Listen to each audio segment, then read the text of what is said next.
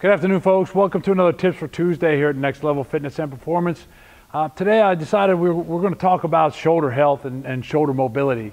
One of the things that with our society today, what we get into a lot of is we're very kyphotic in nature because almost everybody that you know and I know sits at a computer, and that's how we work every day.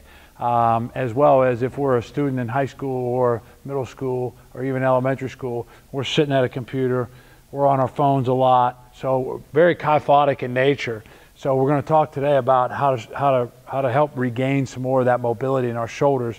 I got Coach Charles Jenkins here with me today. He's going to do my demonstration for me today. The first thing we're going to do is a shoulder flexion exercise. So Coach Charles is going to put his back against that wall, bring his feet about a foot away from that. He's also going to squeeze his lower back into the floor. He's going to tuck his chin, what I call a chin tuck right here. Okay, and he's going to put his head against the wall, tuck his chin, and then he's just going to make a V with his hands, and he's going to come straight out at a V level and just try to get as high as he can. Sometimes we can get to the wall, sometimes we can't, but we're really concentrating on pushing into the floor and keeping that chin tucked while we're doing this exercise. And he's going to do a set of about 8.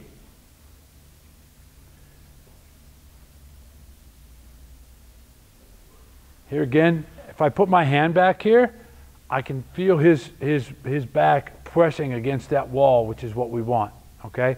So if we don't do that, we end up arching right here. You can see him stick his belly button out, and then he can get up there easier, but he's not creating any more mobility in the shoulder joint, okay? All right, thanks, Charles. The second exercise we're going to do is just a wall slide with a lift off, okay? So Charles is going to have a foot about 3 or 4 inches away from the wall. He's going to tuck his tail in, flex that core good, and then he's just going to go into a V here.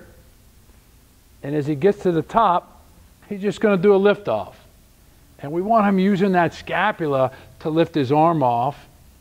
Okay? Go ahead and do a series of about 6 or 7 of those, Charles.